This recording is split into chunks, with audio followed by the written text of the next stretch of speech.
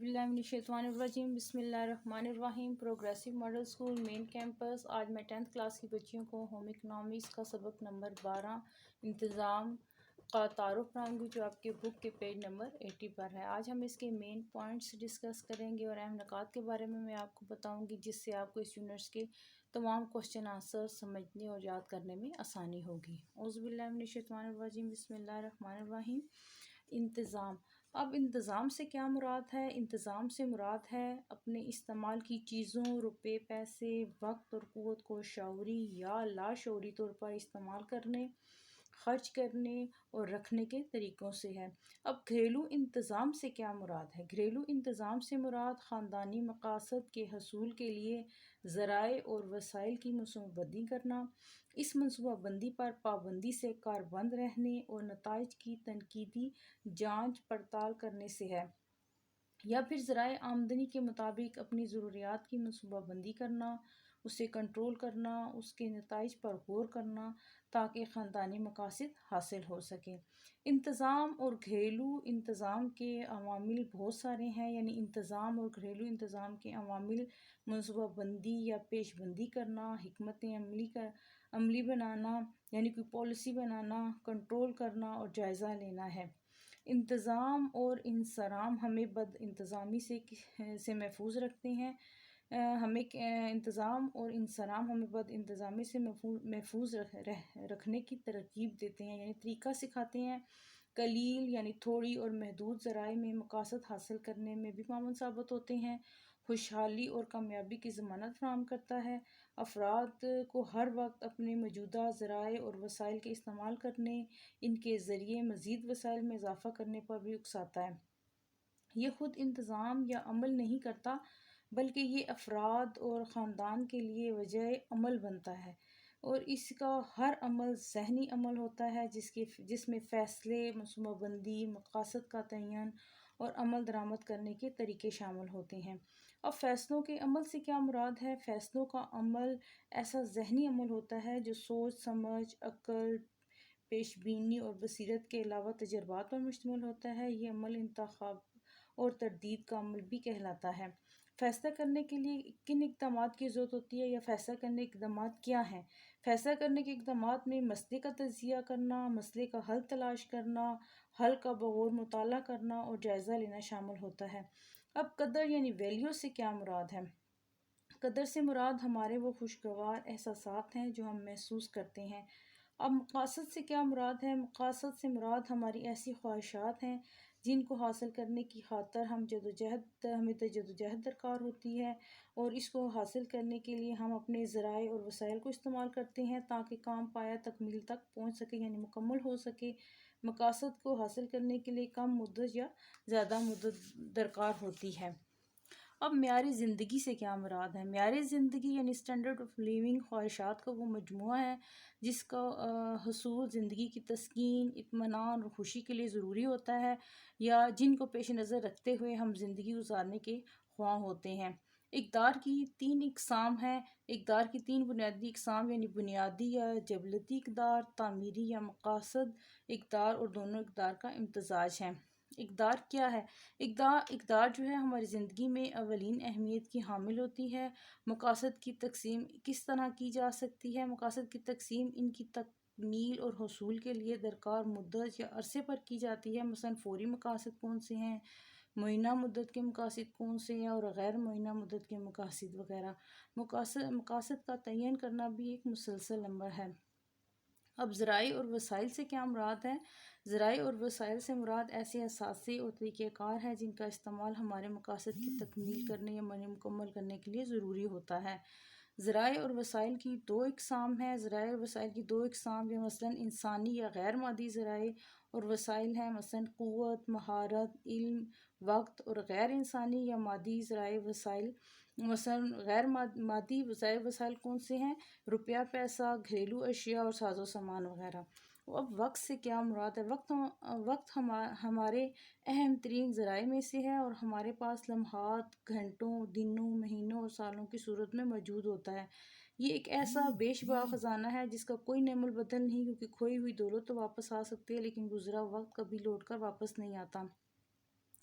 اب وقت کی منصوبہ بندی کس طرح کی جاتی ہے؟ وقت کی منصوبہ بندی کرنے کا ایک بہترین طریقہ کام کے آسان اور سادہ طریقوں کو اپنانا ہے۔ اس کے لیے جن عوامل پر عمل کرنے کی ضرورت ہوتی ہے وہ کام کرنے والا، کام کرنے کی جگہ اور کام کرنے کے حالات کو زیادہ سے زیادہ کارآمد بنانا ہے۔ وقت کی منصوبہ بندی کیسے کی جاتی ہے؟ وقت کی منصوبہ بندی کا تنقیدی جائزہ لینے کے لیے ضروری ہے کہ دن بھر میں کیے جانے والے متوقع کاموں کی فہرست بنا کر دن بھر کے دن بھر کا جو تمام وقت ہوتا ہے اس پر تقسیم کر دیا جائے اور دن کے اختتام یعنی ختم ہونے پر اس منصوبہ بندی کا جائزہ لے لیا جائے۔ اب گھریلو آمدنی سے کیا مراد ہے؟ یعنی روپے پیسے کی اہمیت سے انکار نہیں کیا جا سکتا۔ آمدنی سے مراد صرف روپے پیسے سے ہی لی جاتی ہے۔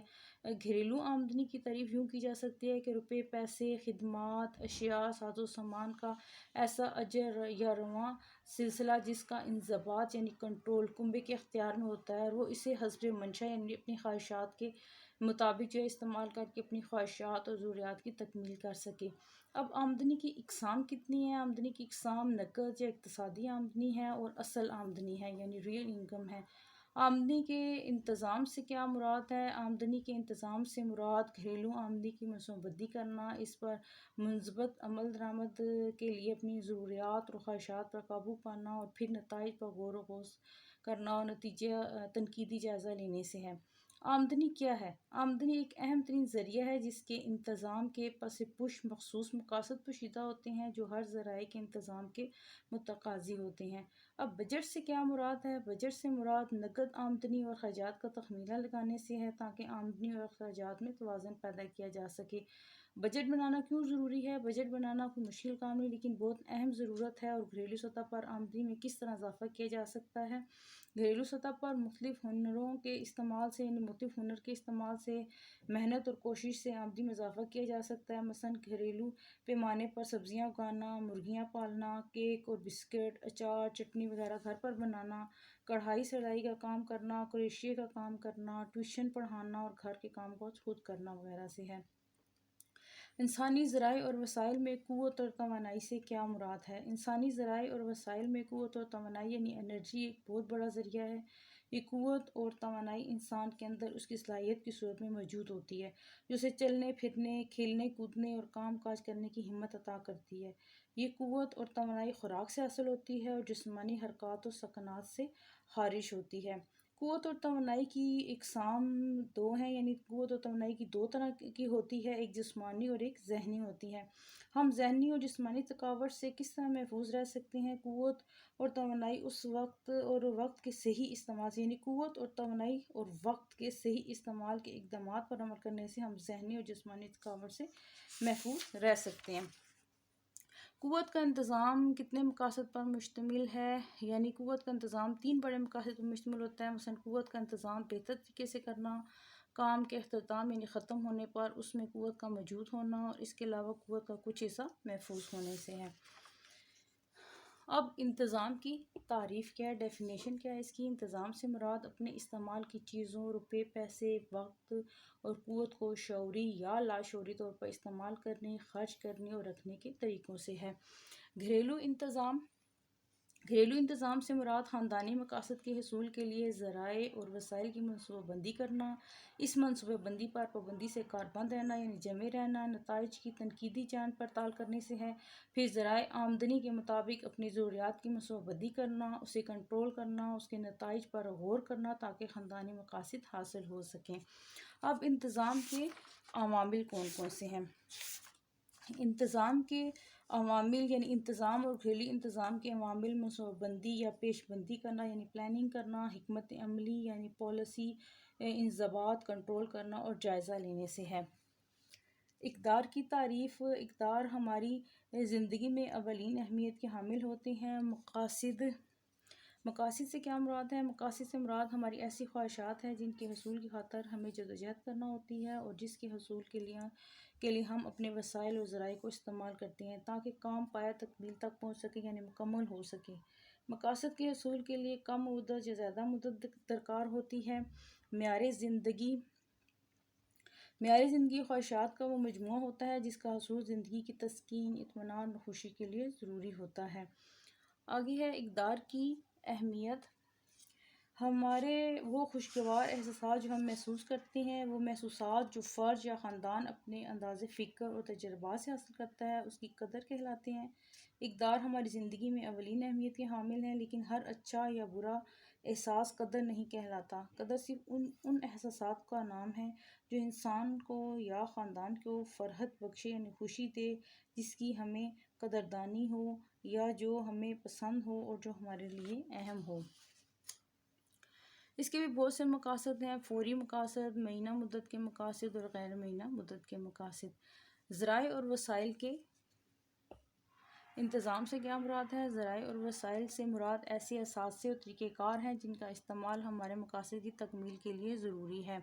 کام کو آسان اور سادہ بنانے کے عوامل: کام کی جگہ کو ترتیب دینے سے نہ صرف کام جلدی ہو جاتا ہے بلکہ قوت اور توانائی اور وقت کی بھی بچت ہوتی ہے۔ اب بجٹ کیا ہے؟ بجٹ سے مراد نقد آمدنی اور اخراجات کا تخمینہ لگانے سے ہے تاکہ آمدنی اور اخراجات میں توازن پیدا کیا جا سکے۔ قوت اور توانائی دو طرح کی ہوتی ہے، یعنی جسمانی اور ذہنی۔ قوت کے انتظام سے کیا مراد ہے؟ قوت کا انتظام 3 بڑے مقاصد پر مشتمل ہوتا ہے: قوت کا انتظام بہتر طریقے سے کرنا، کام کے اختتام پر اس میں قوت کا موجود ہونا، اس کے علاوہ قوت کا کچھ حصہ محفوظ ہونا وغیرہ ہے۔